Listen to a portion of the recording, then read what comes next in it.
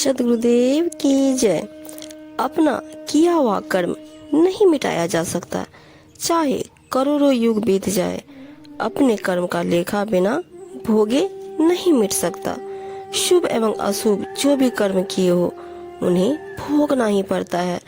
अशुभ कर्मों से नरक और शुभ कर्मों से मनुष्यों को स्वर्ग की प्राप्ति होती है। इस धरती पर अवतारी महापुरुषों को भी कर्म फल भोगना पड़ा, तो कोई मनुष्य अपने कर्म फल भोग से कैसे बच सकता है।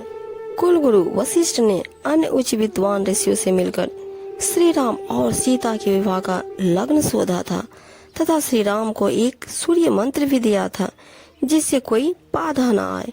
परंतु श्री राम से ब्याही गई सीता जी को जीवन में एक पल भी सुख नहीं मिला। श्री राम और सीता दोनों जीवन भर दुखी रहे। बहुत से लोगों के अनुसार श्री राम जी तीनों लोकों के कर्ता थे, परंतु उन्होंने वानर राज बाली को छिपकर छल बल से मारा। फिर एक समय ऐसा आया कि श्री राम अगले अवतार में श्री कृष्ण बने। तब बाली को जरा नामक व्याध होकर अपना बदला लेने का अवसर मिला और उसके द्वारा श्री कृष्ण मारे गए। श्री विष्णु ने सौंदर्य के महाभिलाषी नारद मुनि का सही चेहरा छिपा लिया तथा वानर का चेहरा बना दिया था। जिस स्त्री को पाने के लिए वे सौंदर्य चाहते थे उन्होंने उसे नहीं लेने दिया। इस पर नारद जी ने क्रुद्ध होकर उन्हें शाप दे दिया। इसके परिणाम स्वरूप श्री विष्णु जी राम हुए और पत्नी सीता का हरण हो जाने पर उनके वियोग में वन वन भटकते फिरे। तब वानरों ने उनकी सहायता की।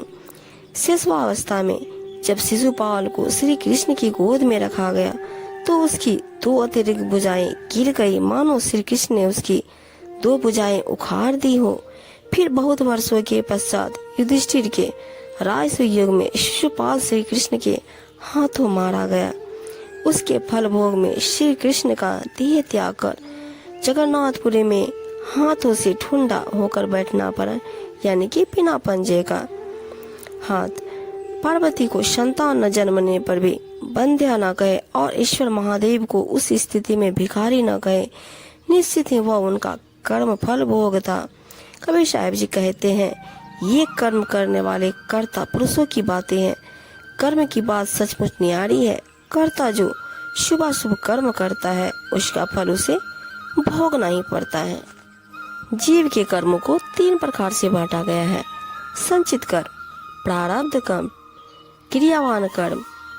संचित कर्म वे पाप तथा पुण्य कर्म है जो जीव ने जन्म जन्मांतरों में किए हो, उनका भोग प्राप्त नहीं हुआ, वे जमा है। प्रारब्ध कर्म वे कर्म है जो जीव को जीवन काल में भोगने होते हैं, जो संचित कर्मों से औसत करके बनाए जाते हैं। उदाहरण के लिए, यदि पाप कर्म 1000 है और पुण्य कर्म 500 है तो दोनों से औसत में लिए जाते हैं। प्रारब्ध कर्म यानी जीव का भाग संचित कर्मों से एवरेज में लेकर बनाया जाता है। यदि 20-20% लेकर प्रारब्ध बना तो पाप कर्म 50 और पुण्य कर्म 25 बने। इस प्रारब्ध कर्म यानी जीव का भाग्य बनता है। तीसरा, क्रियावान कर्म। अपने जीवन काल में जो कर्म प्राणी करता है वे क्रियावान कर्म कहे जाते हैं। ये 75% तो प्रारब्ध कर्म होते हैं, यानी जो संस्कार यानी भाग में लिखे हैं वे किए जाते हैं। 25% कर्म करने में जीव स्वतंत्र है। 75% कर्म करने में जीव बाध्य है, क्योंकि वे प्रारब्ध में लिखे होते हैं। परतंत्र हैं।